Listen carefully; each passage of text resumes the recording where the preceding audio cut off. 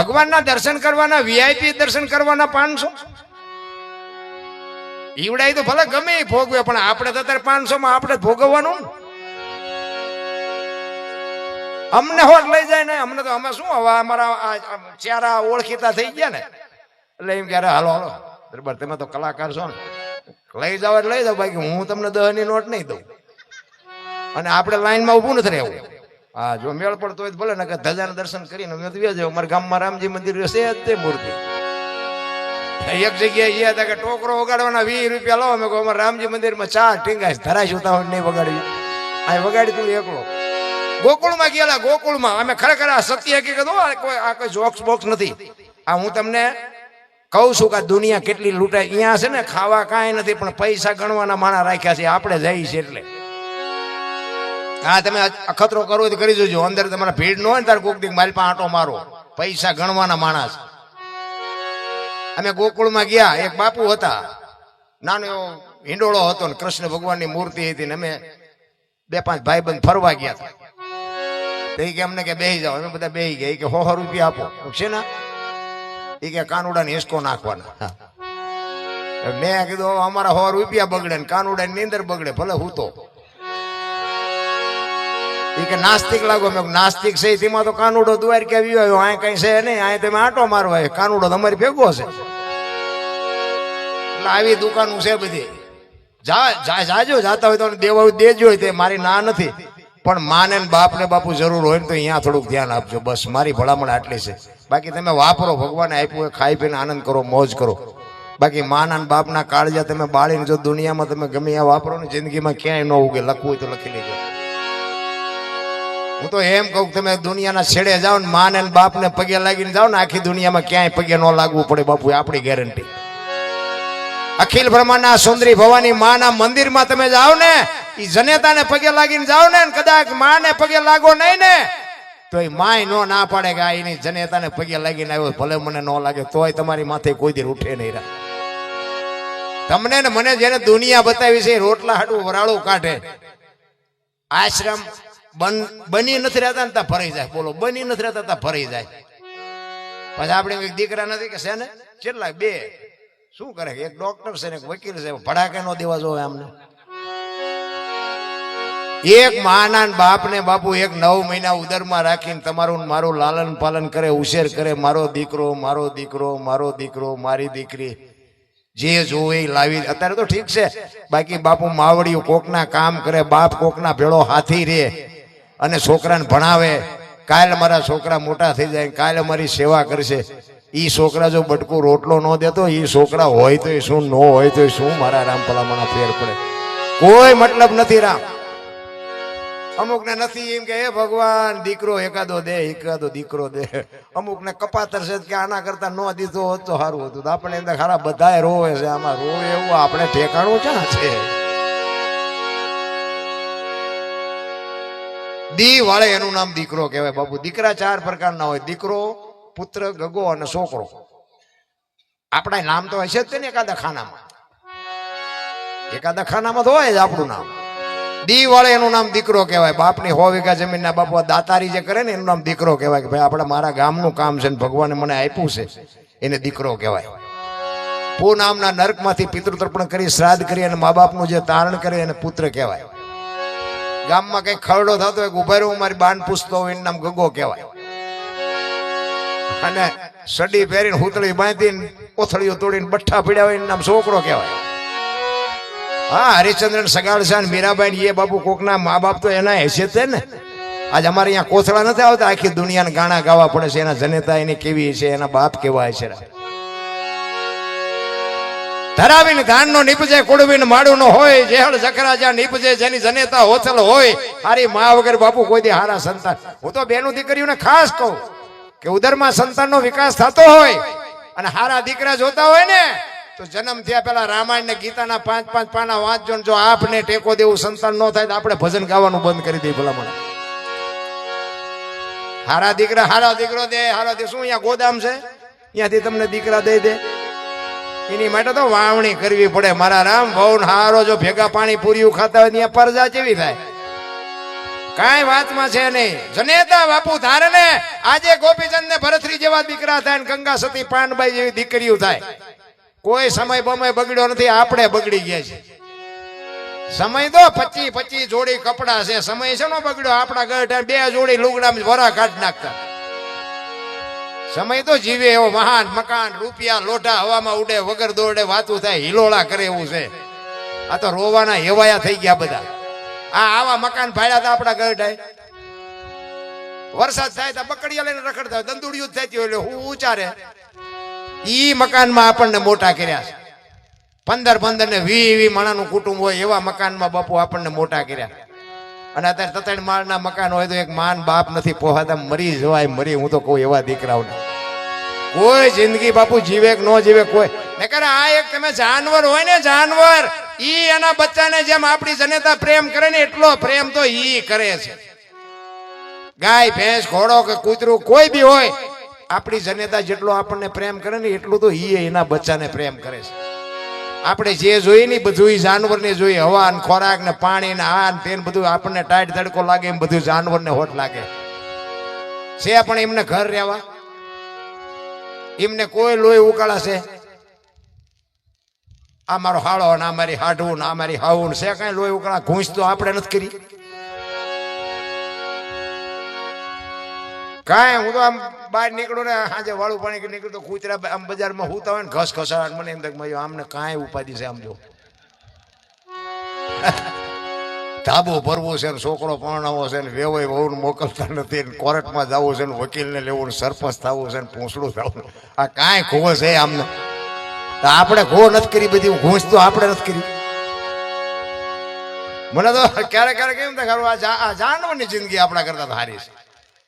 જો આપણે આખી દુનિયાનો વજન માથે લઈને ફરીએ તો પછી આ એના કરતા જાનવરને શું ઉપાધિ? બપોરે કૂતરાએ ખાધું હોય તો હાંજે મને આપશે કે નહીં આપે એને ખબર છે, તોય નિરાયતે જમાવે. હાંજની વાત હાંજે પાડો સરવાઈ ગયો ને ભેંસ આડું પૂળો લેતો આવ્યો, હાંફર્યું કોઈ દી? પાડો કે આપણે આપણું કરવાનું, ભેંસ ભેંસનું કરે. અને કીડીથી હાથી સુધી મારા બાપ કોઈ જો ભૂખ્યું રહેતું હોય તો મને કહો, માણાનું ભરાતું હોય તો મને કહો.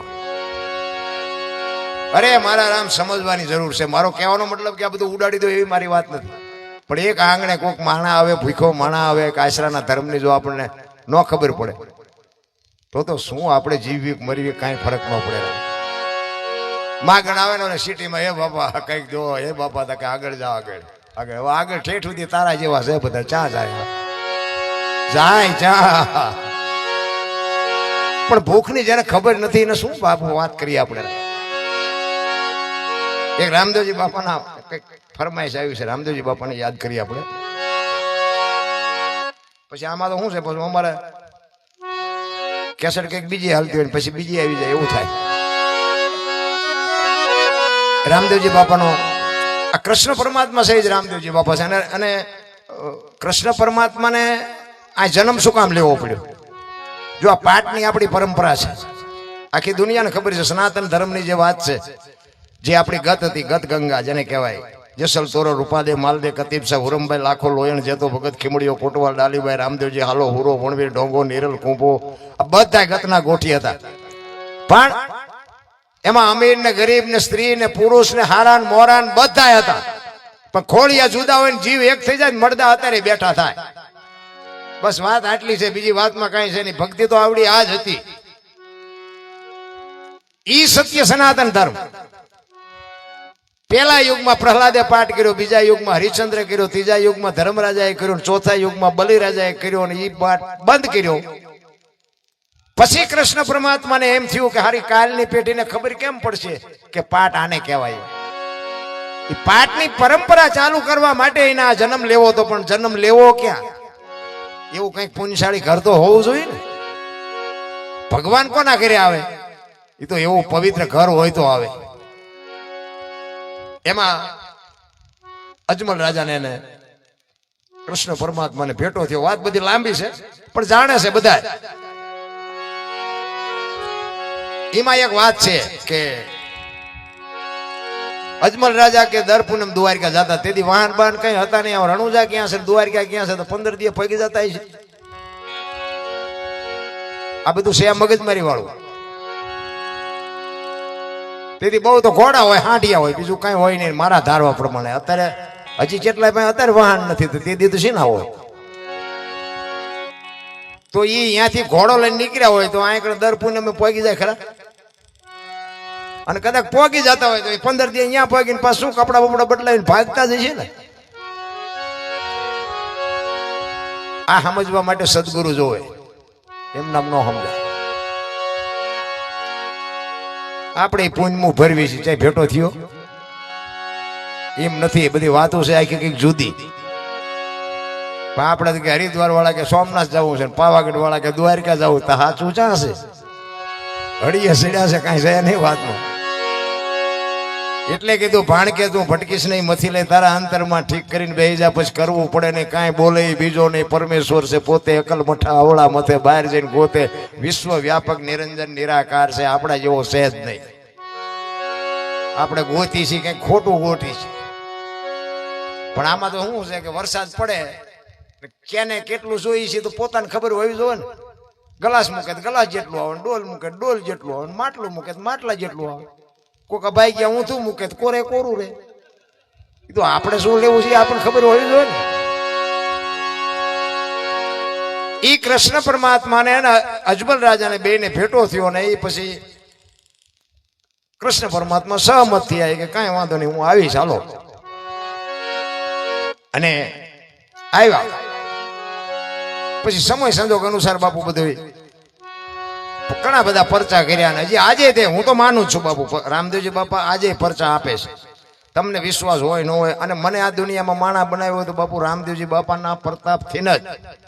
થાનની બાજુમાં રામ ટેકરી છે ચોરવીરા, તમે કોઈક દીક જાઓ તો અહીંયા જોઈજો. હું બીજના દિવસે બાપુ હજી આજે ક્યાંય કોઈ જાતો નથી પ્રોગ્રામ કરવા, મને ગમે એટલી ઓફર આપે તો. કારણ કે આખી દુનિયામાં આપણો કોઈ નહોતું જદી આંગળી પકડતો ને આપણા હતા ને એ ખાઈ ગયા ને તેથી બાપુ એને આપણી આંગળી પકડી છે. અને તમને આ તો એક મારા ઘર જેવો ડાયરો છે. મારા ભાઈઓ બહેનો મારા અંતરના એક અમુક વાતો હું અંતરની કંઈક મને એવું દેખાય અહીંયા જ હું કરું. બાકી બાપુ મરેલાને બેઠા કર્યા છે એવો બાપુ મને પરચા આપ્યા છે રામદેવજી બાપાએ. હું સત્ય કહું, આ વ્યાસપીઠની ઉપર આ સંતોની હાજરીમાં મારા સત્યથી મને ખુદને બાપુ આ પાવર દેખ્યો છે. મેં પાવર પોતે દેખ્યો છે. એટલે તેથી પરચા આપતા એમ નહીં, આજે પરચા છે. આ મેં કીધું 16 તારીખથી અત્યાર સુધી તમે 2 દી હાલો મારી ભેગા, 2 દી હું તમને ગાડીમાં બેહારું અને અહીંયા જઈને તમારી હોવાની વ્યવસ્થા કરી દઈશ. પછી પાછો આવીશ તારે હું લેતો આવીશ. 2 દીમાં જો રબડ જેવા ન થઈ જાવ મને કહેજો. હાલો ને ખતરો કરવો હોય તો હાલો, હું લેતો જાઉં તમને.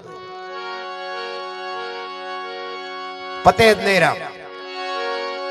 આ હું મારા અનુભવની વાત કરું છું. એટલા માટે સત્યને સ્વીકારો નહીં તો કઈ નહીં, પણ એની તમે કોઈ દી નિંદા ન કરતા, નકર બાપુ ઠોકર ખાઈ જાઓ તેથી આ દુનિયામાં કોઈ આંગળી નહીં પકડે. આ ન માનો તો તમને મુબારક, બાકી માનતા હોય ને માનવા દેજો. તમારો છોકરો કદાચ મંદિરે જતો હોય તો જવા દેજો.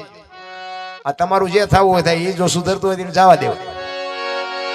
આ સત્ય તમને કહું છું, કારણ કે મેં આ બધા મારા જાત અનુભવ છે એટલે હું કહું છું. આપણું ઈ રામદેવજી બાપાનો જે સમય થયો જવાનો, તે દિવસે એમના કુટુંબ પરિવારને ભેગા કરી અને કીધું કે ભાઈ મારો સમય થઈ ગયો છે અને બધી વ્યવસ્થા કરો.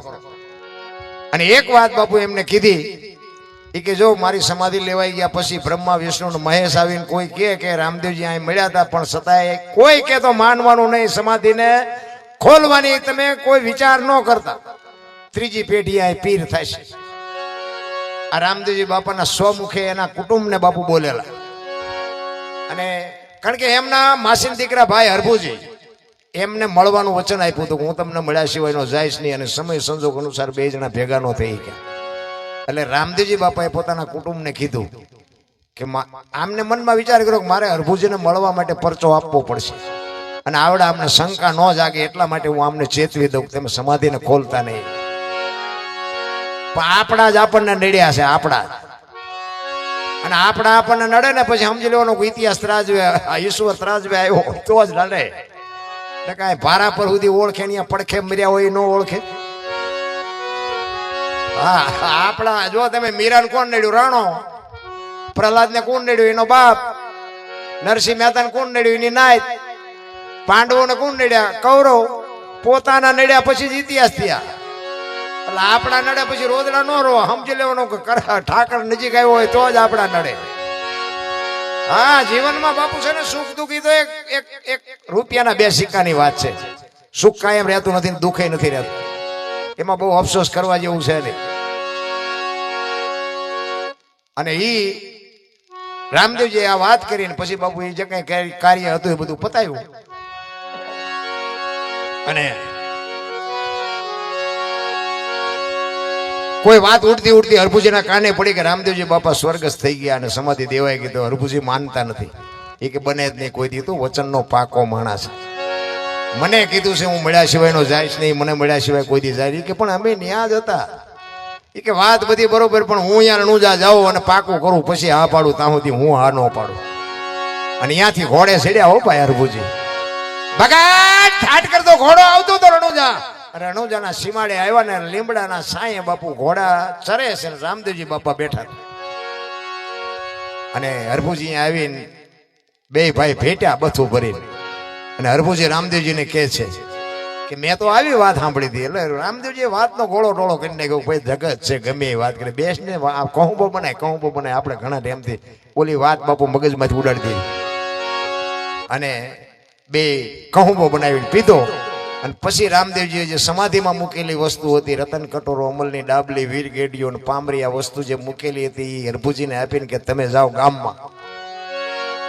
ઈ ગામમાં આવ્યા ને ચોરે શોકગ્રસ્ત ડાયરો બેઠેલો અને ઊભી બજારે બગાડ ઝાટ કરતો ઘોડો આવતો હતો. ને બધા વિચાર કરે ખારો ભાઈ જેવો ભાઈ વી ગયો ઘોડા ઉપર બેહીને આવે છે, શરમ નહીં આવતી? અહીંયા આવીને કે શું બધા બેઠા છો? એ કે રામદેવજી બાપા વીઆઈ ગયા, 3 દી થયા. હું ભલામણા કે ઘોડા માથે રખડતો આવે છે. હરભુજી દાંત મીઠા કાઢવા કે પણ રામદેવજી તો અટાણે મને મળ્યા સીમાડે. તો કે આખું ગામ ખોટું, તું હાચો. અને આ બધી વસ્તુ બતાવી. પણ આ વસ્તુ બધી મને રામદેવજી બાપાએ અટાણે આપી. અને બધાને શંકા જાગી કે સમાધિ દઈને આવ્યા પછી રામદેવજી માથું મારી નીકળી ગયા. હાલો એ કે જવું છે ખોદવા. અને ભાઈ ગયા હો અને એ ખોદવાની તૈયારી કરીને ત્યાં આકાશવાણી થઈ ગઈ, તમારી જાતના કાબાઓ મેં તમને શું કીધું હતું? હવે એ કે હું અહીંથી જઉં છું સૌરાષ્ટ્રમાં. પેલું પીરાણું આપણું પાળિયાદ ને ગેબીનાથ. આજ બાપુ એક કચ્છ કાઠિયાવાડ સૌરાષ્ટ્રનું એક ગામ એવું નહીં હોય કે રામદેવજીનું મંદિર ન હોય, કે રામદેવજીનો નેજો ન હોય, રામદેવજીનું મંડળ ન હોય. એવડી કૃપા કરી દીધી. એ કે હવે હું જાઉં છું, અહીંયા તમારે જે કરવું હોય કરજો. અહીંયા જન્મ ભોમકા છે એટલું જ, બાકી નકરી રેતી ઉડે છે. જાવું હોય જી આવજો. મને તો આવડા બધા જાય છે એના મને એમ થાય કે રામદેવજી અહીંયા આવતા રહ્યા, તમારું શું અહીંયા કામ હશે? જન્મ ભોમકા છે એટલે જવાય એકાદી વાર, એવું નથી કહેતો ન જવાય. પણ એ સારું હોય તો રામદેવજી નો રોકાય. મીરાબાઈ ક્યાં જન્મ્યા, ક્યાં આવ્યા? કૃષ્ણ પરમાત્મા ક્યાં જન્મ્યા ને ક્યાં આવ્યા? મને તેમ થાય કે આપણે કઈ ઠીક દુનિયા મેં કીધું એમ જોવા જ આવ્યું હોય તો બરોબર છે. બાકી કે અમે જાત્રા કરીએ, 4 ધામે જઈએ, જાત્રામાં તીર્થમાં જઈએ. એટલે પણ આ જન્મા એ આયા આવતા રહ્યા છે ને તમે હજી બહાર રખડો છો. આ ભેગું ભગવાન આરે થતું નથી નું કારણ ઓલા આઈન પાવે છે, આમ જાય. સાચું સમજાતું જ નથી. કોને કેવું?